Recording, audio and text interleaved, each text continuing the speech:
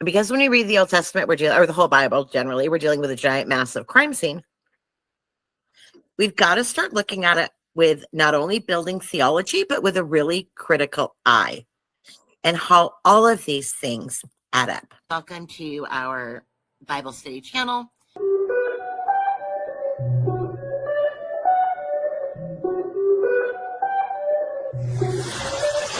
Energy.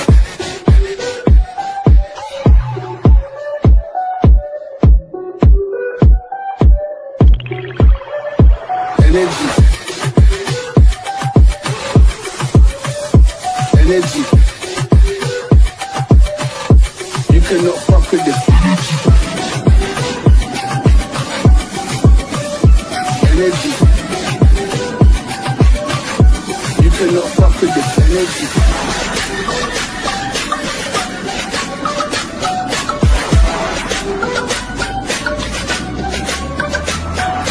Love for all those in the steps.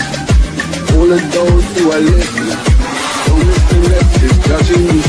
You cannot fuck with this energy. Energy. These are videos that go pretty in depth. First thing you should probably do is pause and read our 12 rules for reading biblical text. And if you don't like the 12 rules or you don't understand the 12 rules, well, I don't have time to explain them all.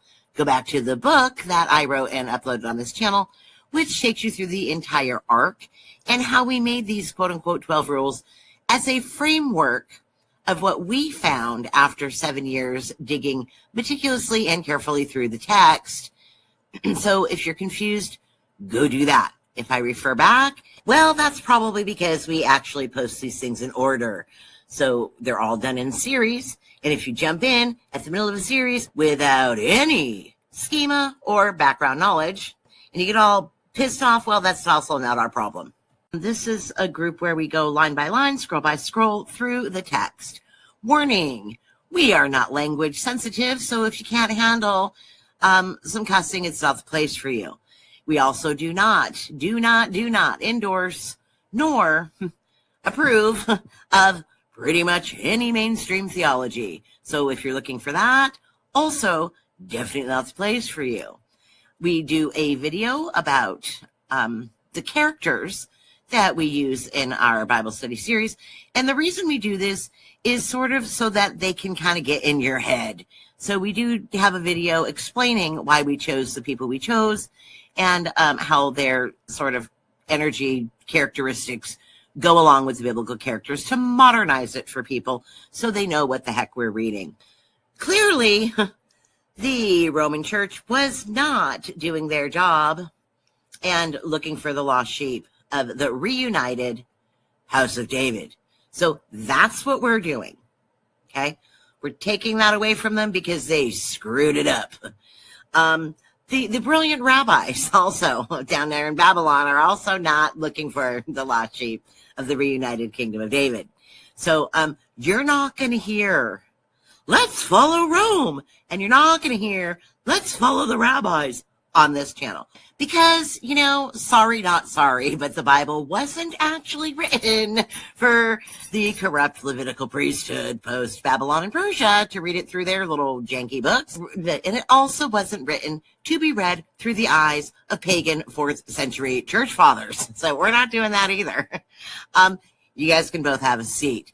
Oddly enough, the Bible also wasn't written to be read through the eyes of some dumbass scholars with pieces of paper that say they're smarter than everyone, but have never seen a Davidic covenant in their life. Not written for them either. You know who it's written for? It's written for the reunited house of David, who are actually in covenant and are actually the sheep. That's who it's written for. That's why nobody else can understand what the heck's going on. What you are going to hear is what you're supposed to hear, which is, let's follow the king. And let's get started. So,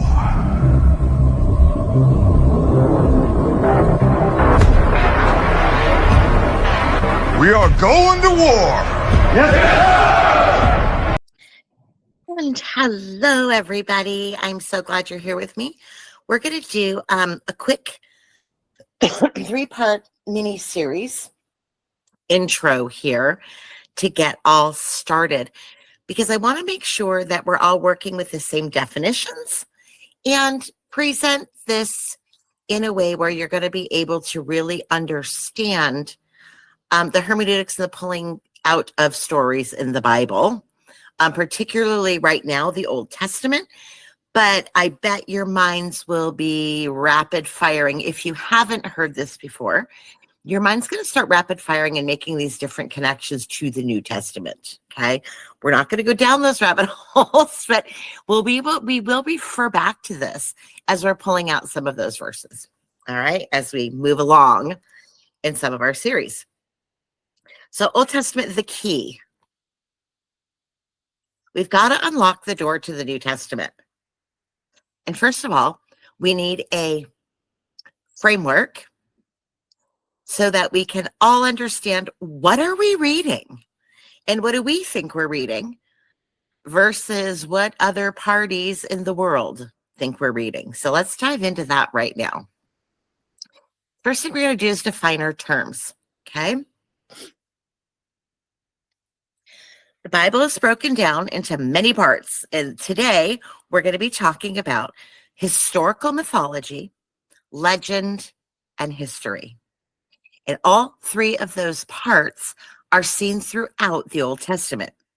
So the purpose for us reading the Bible in this Bible study is to establish a framework for building theology.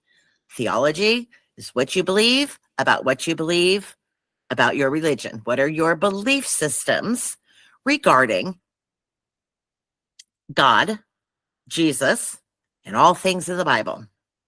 So the purpose of the Bible is not science, although you can go down rabbit holes and find places to pull science out and debate that forever. That's not our purpose.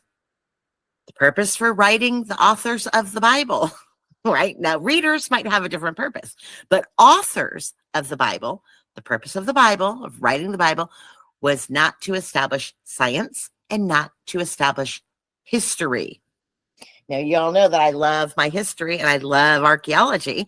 So I like to go down the rabbit hole of finding out where the Bible overlaps with historical stuff, right? I look at it through both of those lenses. But while we're doing that, we can't forget that the purpose of the authors was not always documenting history. Even when they were documenting history, there's still the backdrop of, we're writing this in order to establish theology. So some of it could be historical, some of it could be myth, some of it could be legend. But the purpose of the authors and the people who are compiling it was to establish a theology. So let's not forget that purpose and take it out of context and put it somewhere else. So since we're establishing, I tend to like to form my theology around things that are also historically accurate. So this is why I wrote the word historical mythology. Now, most scholars and academics and, priests, preachers, religious folks, they may use this and say, no, it's truth. Or they go swing the pendulum to the way other side and go, no, it's purely myth. All myth and all made up. I chose historical mythology, and we're going to define a little bit of that for you today. So we're all on the same page. A myth is just a traditional story, one concerning the early history of a people that's trying to explain some kind of natural, social, political phenomenon. And it typically involves supernatural beings, events, and all of those kinds of things. Okay. So we're developing mythologies to explain things, but it's not necessarily all historically accurate, right? There's embellishments. They're generally handed down through generations with oral traditions, but you can find kernels of truth in them. Sometimes you can find a whole cob of corn of truth in them. And you can also find a lot of embellishments, a lot of symbolism, a lot of metaphors. So the other thing about a myth is, yes, it tells you, it's explaining something, right? Like, where do we come from? What, how, right?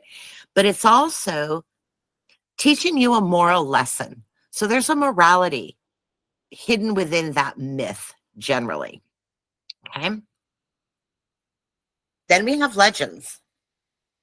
Now, a legend is a story about human events or things that happened that hasn't actually been proven, documented in history, but it's about people, events, and actions that took place. We just don't have record of it or written record of it. Okay.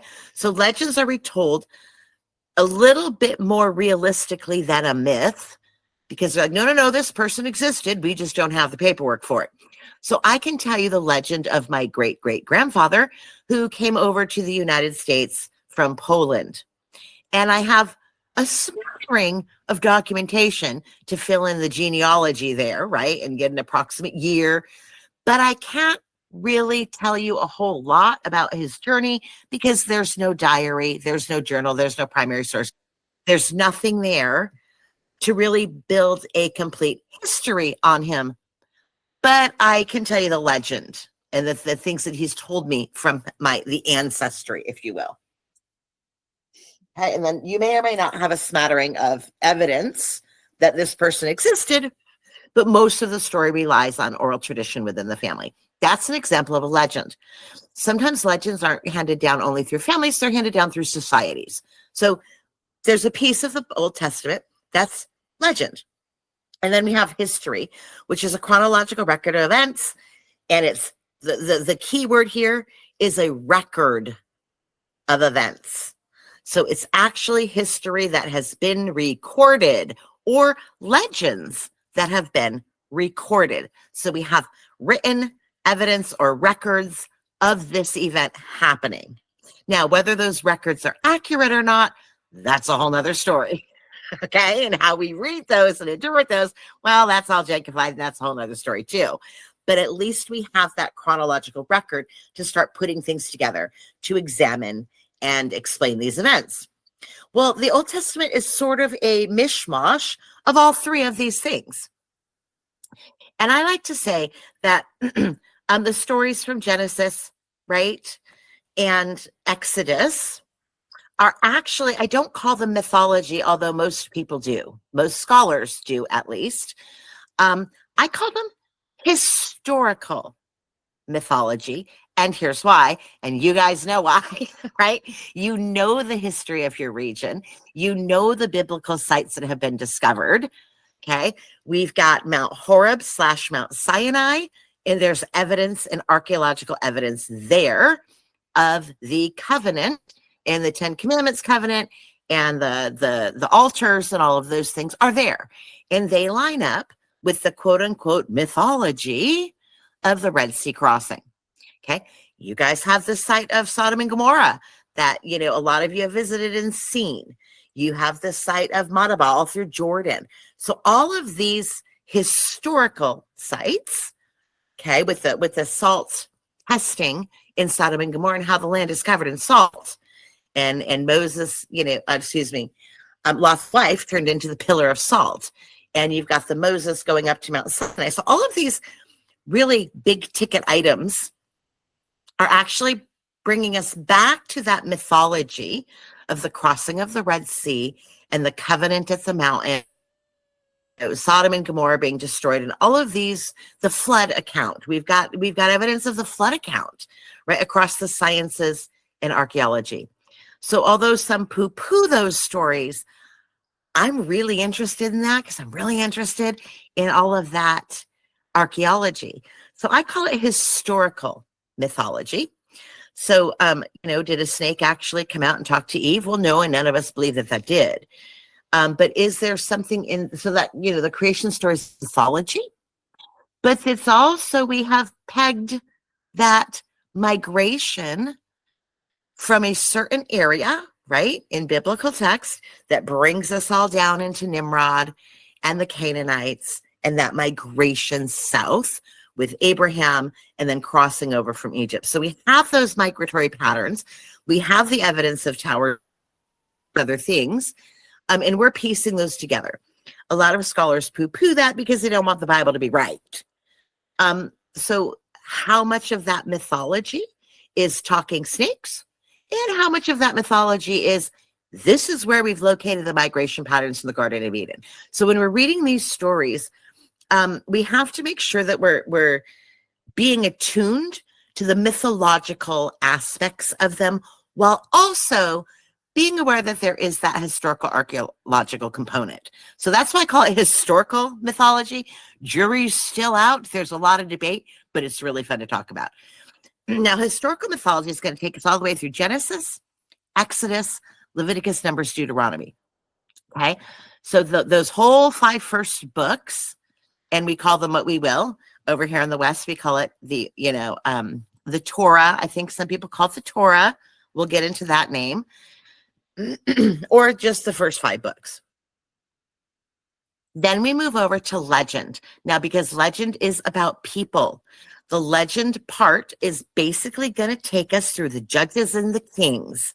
A little bit back in the historical mythology piece, but mostly we're going to hear legends, judges, and kings. And this is Saul, this is David, this is all of those big ticket guys that were in that period of judges and kings. So the reason that is still legend is because in 931, that's a really important year for academic scholars. And they peg 931 BC as the year, that's when Solomon dies, right? The kingdom splits. And this is where we have the start of verifiable history. That means we have recorded history going all the way back from 931 and that kingdom split of Israel and Judah. Everything before that, we don't have archaeological and I don't want to say archaeological. Let's say we don't have written, complete historical records of it.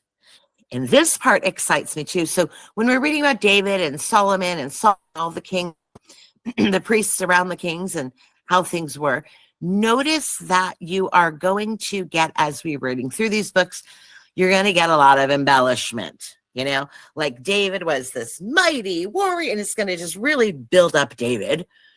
Or on the other side of the coin, people who didn't like David, they're going to kind of, exaggerate the numbers and the armies defeated him, the kill count, for example, might be something that's exaggerated. So we need to understand the exaggeration of legends. On the other hand, though, we are popping up with more and more archaeological evidence on the daily of, we just found this coin from the Davidic kingdom. We've also have things like the Moabite stone, which you're probably familiar with. That was a really significant archaeological find, where that stone actually listed the conquerings and the battles of King David. And it mentions the kingdom of David as being one of their enemies. One of those also popped up over in Egypt, referring back to the Davidic kingdom. So we know that it existed. We know King David was a guy. Some scholars still poo-poo those, but we have writings, extra biblical archaeology pieces that we're finding, and writings that refer back to this kingdom under David. So we know he's real. We found the coins. We found the writings. We found some of his, the occult bowls that would go under the beds. You guys know that one really well with the jinn. And we've also found things from other cultures, civilizations that have written about this kingdom. So it's sort of legend. It's probably going to be a lot of oral history and a lot of embellishments on the positive and the negative, but it's also something that's starting to peel back those layers, just like the historical mythology piece. And then the history actually begins in 931 at that kingdom split. So the first thing we have to do is realize that when we're reading Genesis, Exodus, Leviticus, Numbers, Deuteronomy, we're dealing with historical mythology, as I call it, or mythology, as the scholars would call it.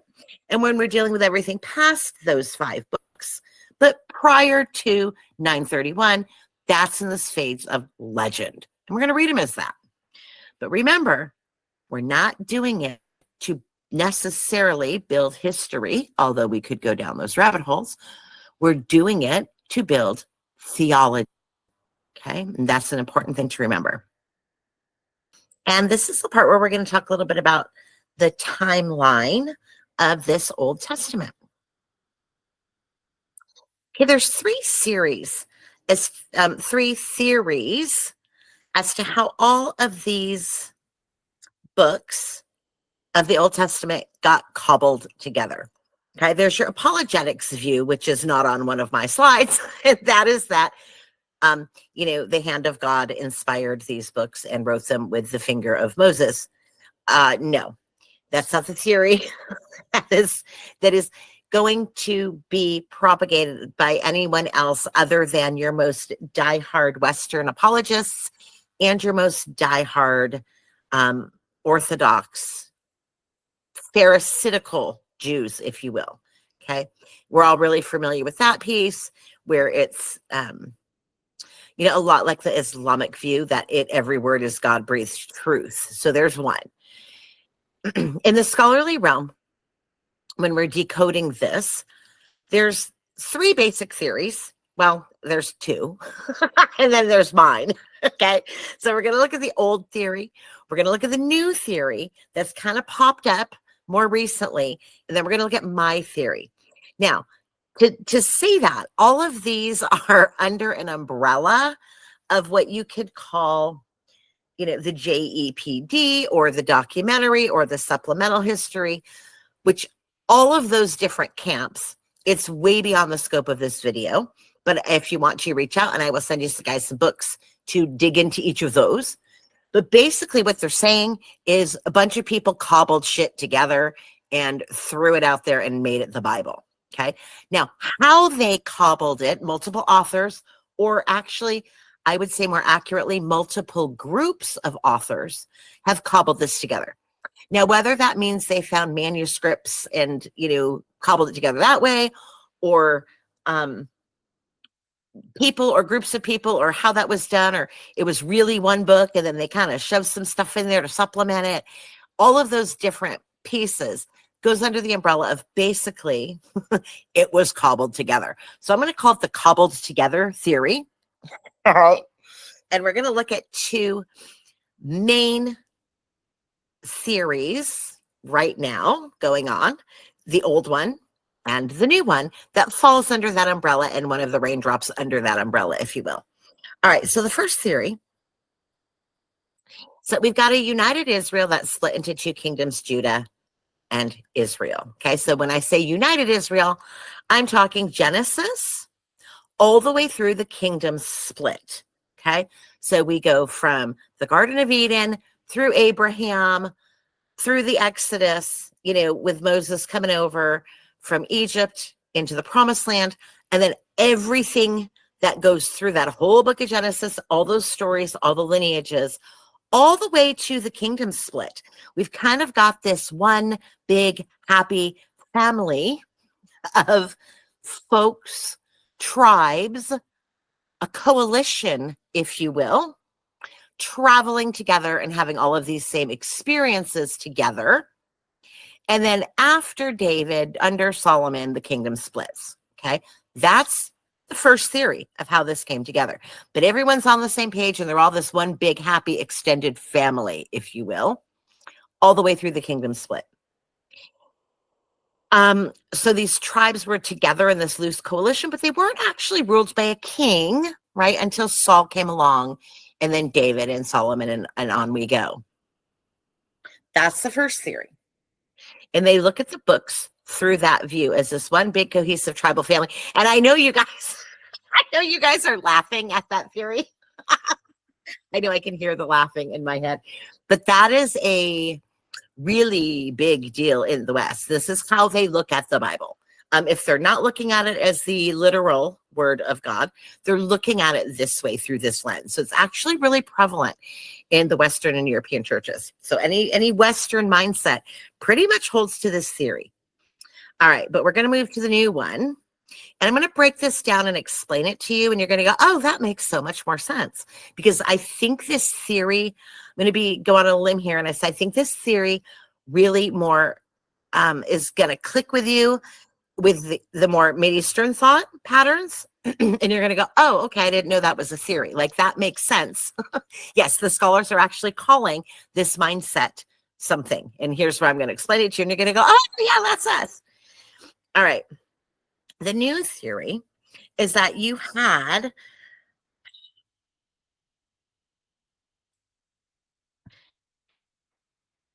Judah and Israel are a coalition of tribes, but have always been separate, but working together.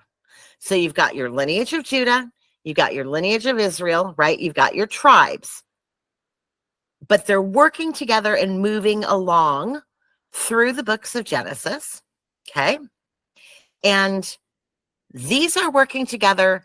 They're brought together under kingship of Saul, then to David, then to Solomon, then and then the kingdom splits, and then it comes back to united Israel. So that united Israel isn't talking about the kingship of David, who united the tribes.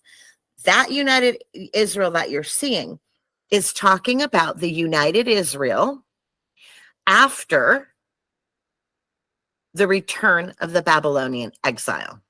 Okay, so when they came back from Babylon, Israel's united. Okay, and I know what you're thinking. You're thinking it wasn't united, it was taken over. I know, I hear you. But if you're going to look into this theory, this is what they're going to say. They're going to call it Israel.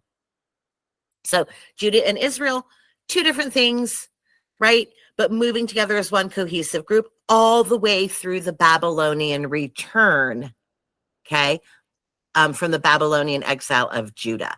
Until Judah returned, they're saying today there was no united Israel. So King David, yes, he was a king, but he was a king over all of these loose tribes, right? But it wasn't really united until Israel was taken over by Judah. So I know how y'all think about that. But you understand where we're going. I want you to look back, though. Don't get so angry at the united Israel part. Look back to the Judah and Israel, okay, and how they're seeing these as separate entities. Okay, now with the geopolitical world, they have to call it united Israel. Like that's the narrative, right? But what's interesting to me is if you see the Judah plus Israel, those are two teams working together. Okay, but they're not actually the same. And I think that's a huge move from here. Okay, so that's a big move from here. So we're getting there. We're not quite there yet. Okay, but the tribes are separate until the post-exile unity. All right, and that's when Judah, quote unquote, absorbed Israel, and that marks the unification, not David. Then we have my theory, and here's my theory. Where Judah, tribes of Judah and tribes of Israel were actually two completely separate entities of peoples. Okay? They are not one cohesive group. And the history is really pointing to this when you look at things like the Red Sea crossing, right? Coming over from Egypt and into the land where Mount Horeb / Mount Sinai. The numbers historically that are getting dug up with historical documents, timing, archaeological finds, really don't have the numbers to support that all 12 tribes of Israel were coming over across from Egypt. It does have data to support that the Levite priesthood tribe was coming over. Not all of them. So that's one example. There's more. But if you can imagine, the tribes of Judah and tribes of Israel are independent entities working together or not at various times through the first 5 books of the Bible. Then, under the Davidic kingdom, David united those tribes under that Davidic kingdom. Then you see my red arrow. So up at the top where I have that equals, but not that not equal sign, that means they're not the same. They're not the same groups of people. We'll get to that implication in a minute. So Davidic kingdom Israel, Israel got carted off to Assyria, and then a bit later, Judah gets carted off to Babylon.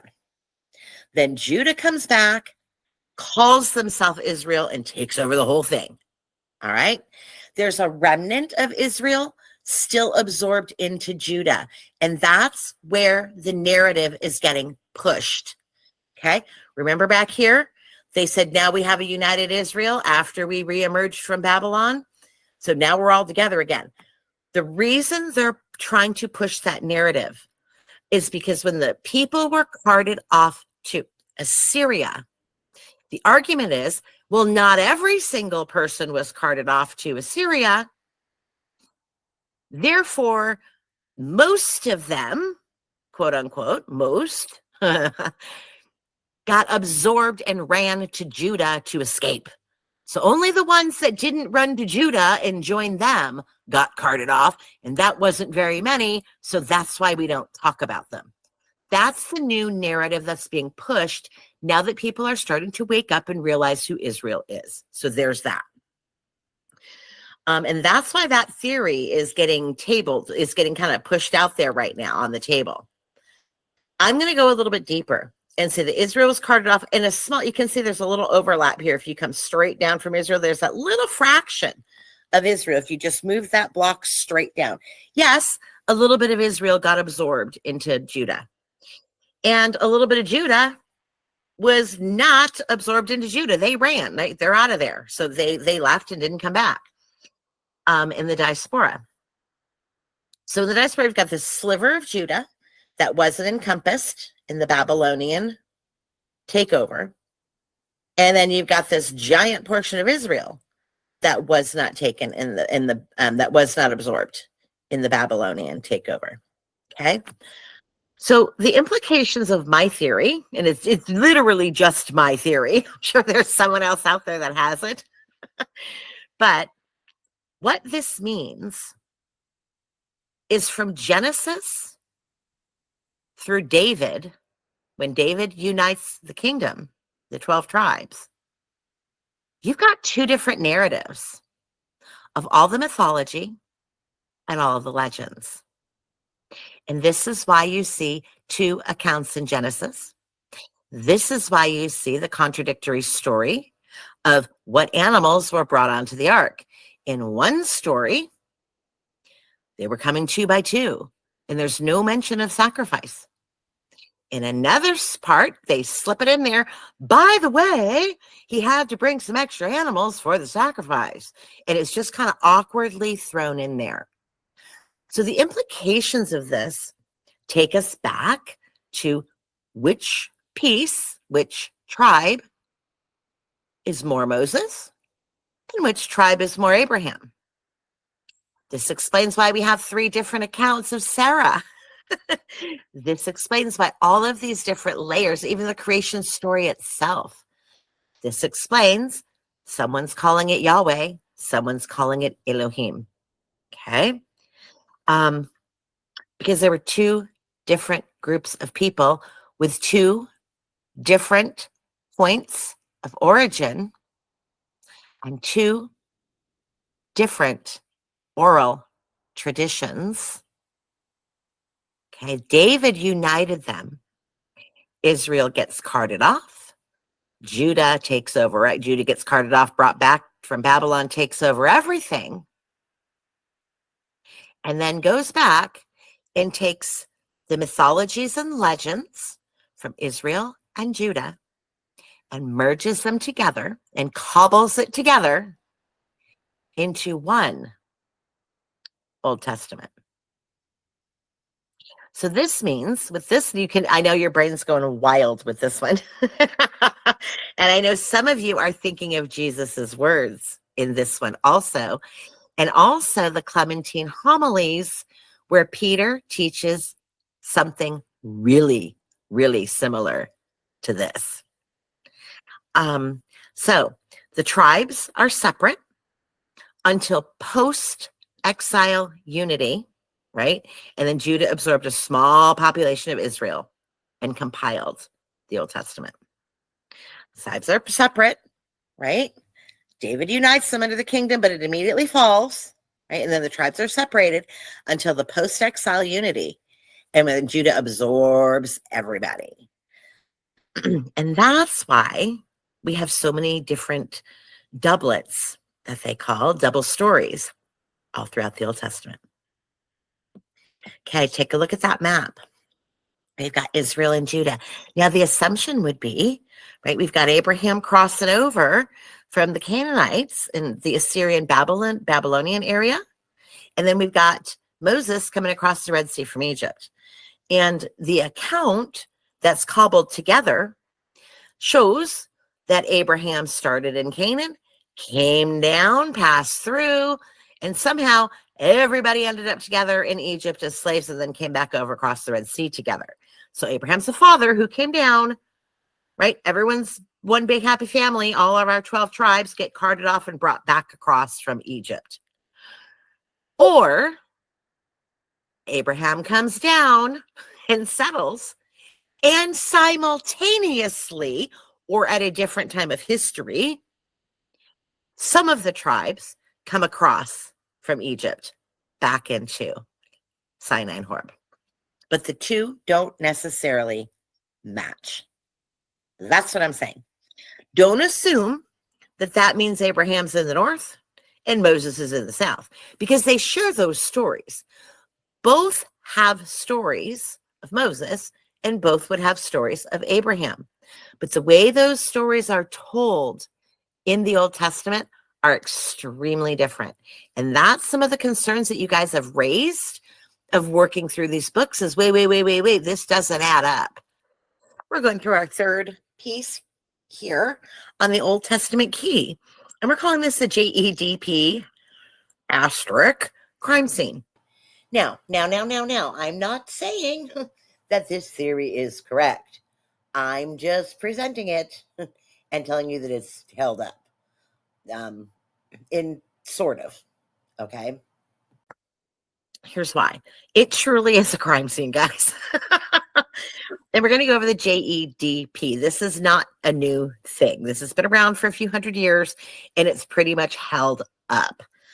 This is the umbrella of which, they're coming up with the different theories of how it was cobbled together. But this is the cobbled together umbrella. And you'll see, folks out there trying to debunk it. Generally, those are your apologists and Zionists, which in the West is beginning to be exactly the same group. But you're going to see that this is actually a crime scene. Because when you read the Old Testament, or the whole Bible, generally, we're dealing with a giant, massive crime scene. We've got to start looking at it with not only building theology, but with a really critical eye, and how all of these things add up. Now, you're all familiar that the Masoretic Hebrew, right, the Masoretic text began around the 6th century AD and wasn't even completed till like the year 1000. So from 600 to 1000, they're still working on modern Hebrew. Okay?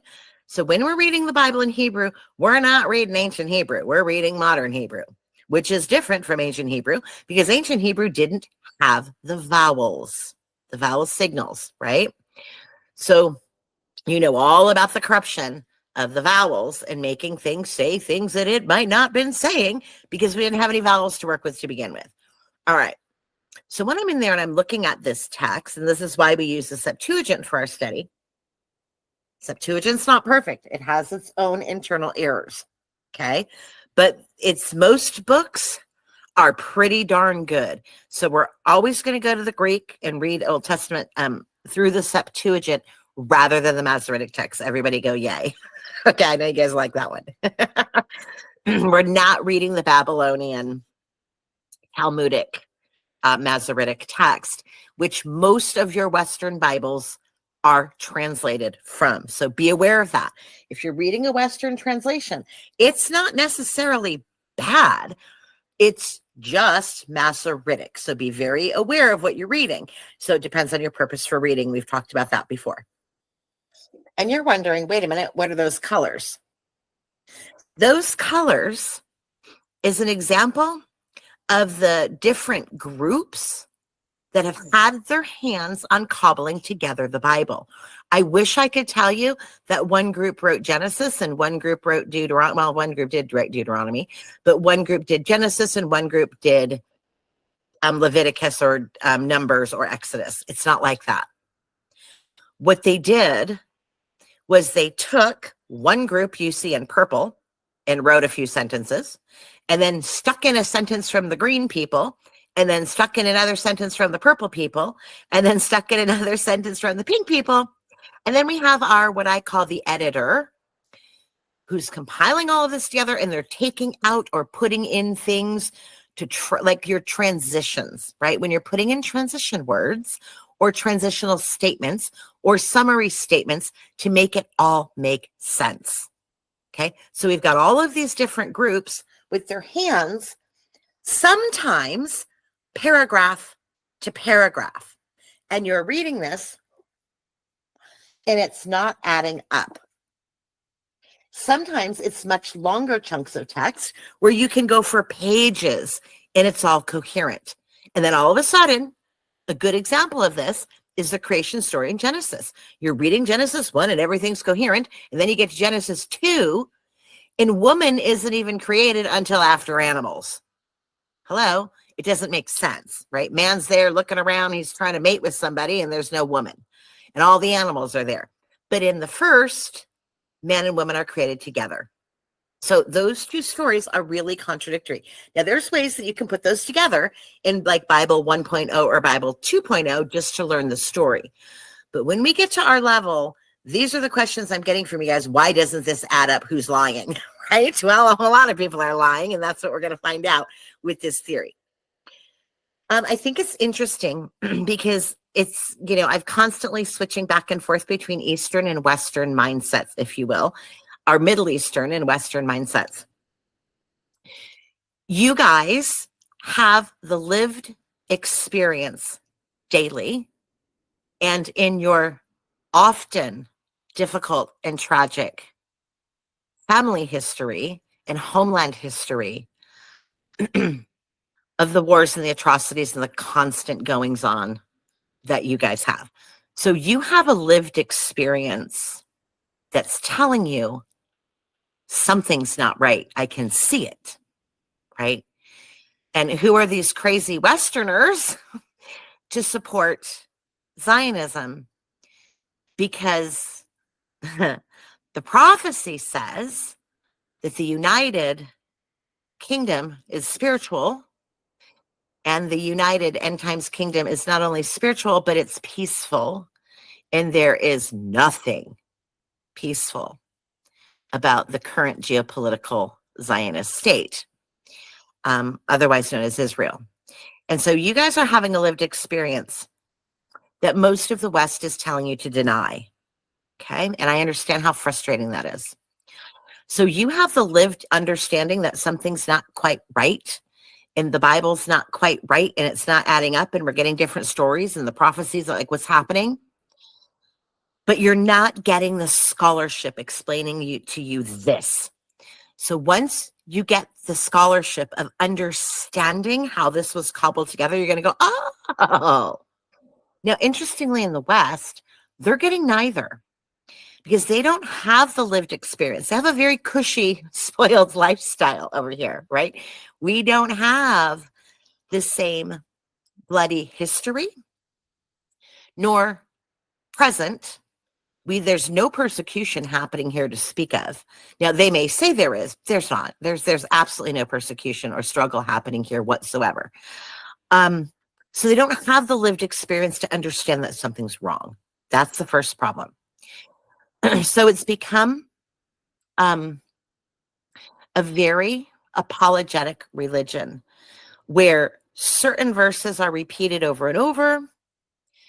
Things aren't looked at, and the Bible simply isn't studied. Okay. It is a Pauline Christianity, and it is a Zionist Christianity. And that's what we have. So because I think it's so comfortable, we have the scholarship. It's there. But the people in the pulpit aren't teaching it. Okay. So your Christians here that are going to church are being fed the same thing they've been fed from the Zionist, Paulinist, evangelical side of this. They're not getting biblical scholarship in the pulpit. That's the first problem. The second problem is they're too comfortable because they don't have any lived experience to see that there's really something wrong. And the third problem is the people that aren't in church every week and studying, once, twice, 3, 4 times a week, they're living very secular lives. So although they identify as Christians, they're not studying on their own. So if they're not in church, they're really not doing very much study. So they just know what they've been taught since they were a child, and they really just don't know the scholarship because they're not looking for it. They're not studying.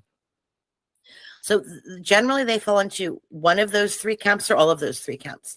And so that's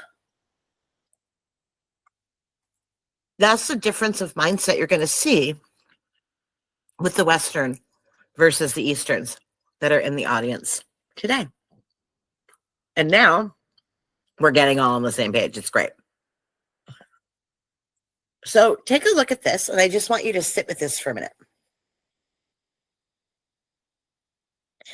Each different stripe of color is a different group of authors. Okay. So you've got the first layer, second layer, third layer, and fourth layer of authors. And then you've got black lines going all the way through. And those are your transitions, additions, redactions, cleanup. This is your newspaper editor coming in to clean it up and make it cohesive. Okay, putting things in, taking things out. So that these primary 4 authors seem to work together a little better than they do. So you've got 4 different groups of people submitting things in Genesis. This is also, take a look at that Genesis layer here. Okay. So when I say crime scene, I don't just mean nefariousness. I mean, like any good detective, if you've ever played Clue as a little kid, right? It's a whodunit. But instead of whodunit, we get to play who said it. So that's going to be a fun game that we'll be playing all through our Bible study. Instead of whodunit, it's who said it. Is this a layer 1 group? Is this a layer 2 group? Is this the 3rd group? Is this the 4th group? Or is this an addition, transition, and redaction? Okay. Well, who are these groups? I'm glad you asked.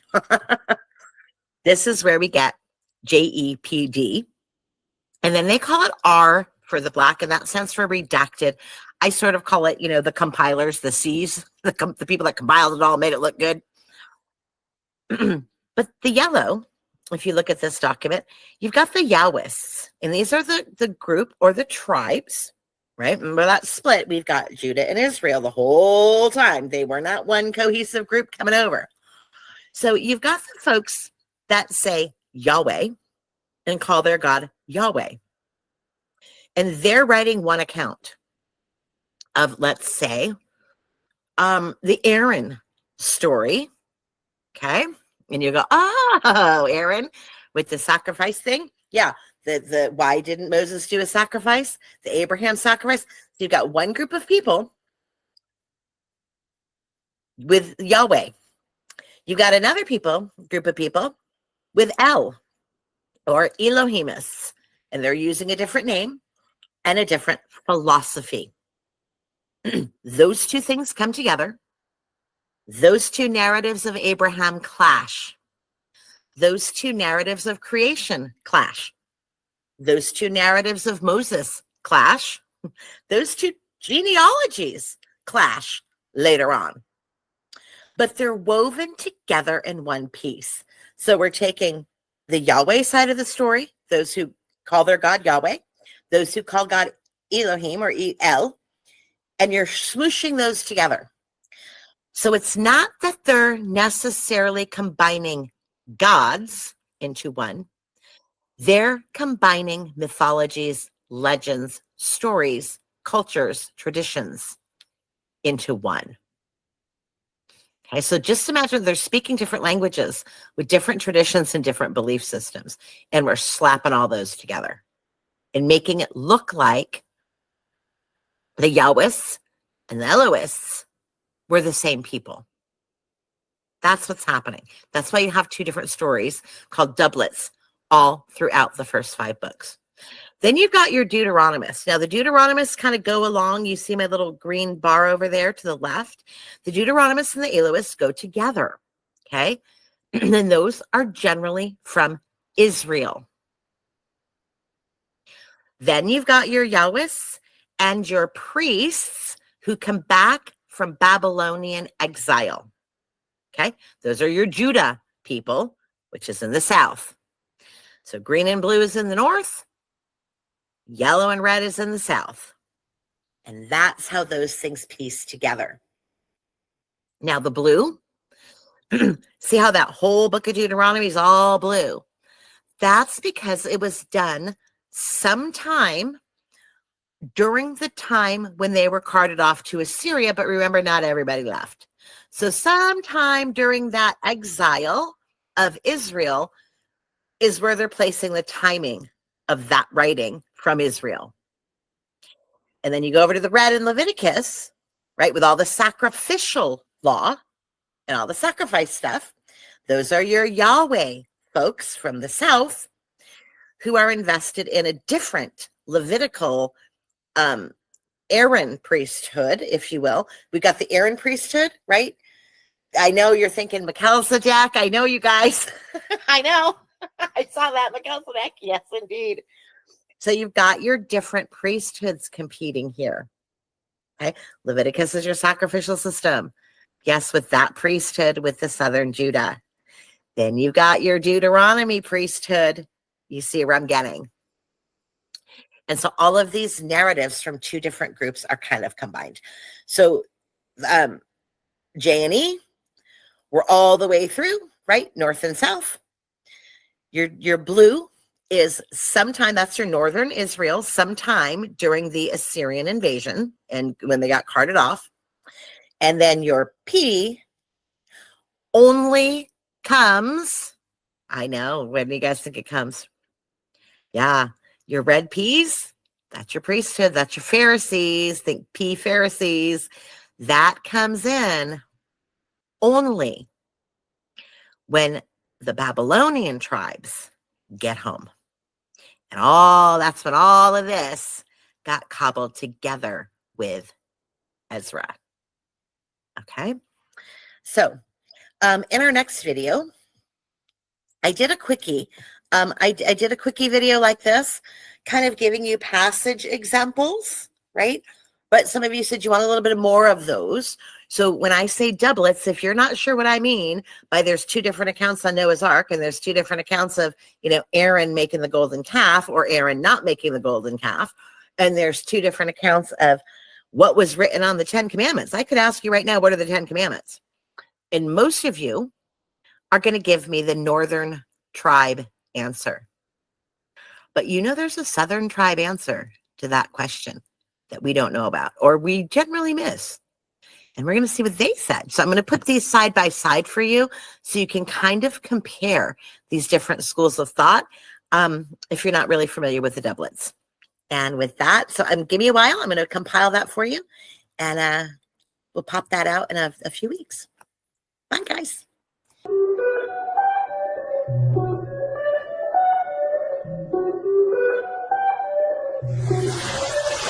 Energy.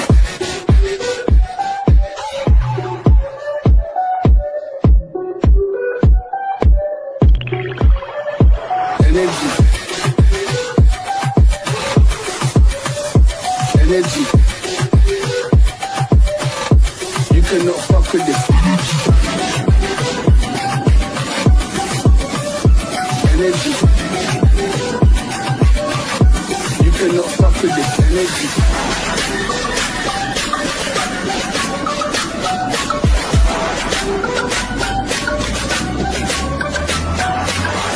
poodles in the steps. All of those who are listening, don't miss the message, judging you. You cannot fuck with this energy.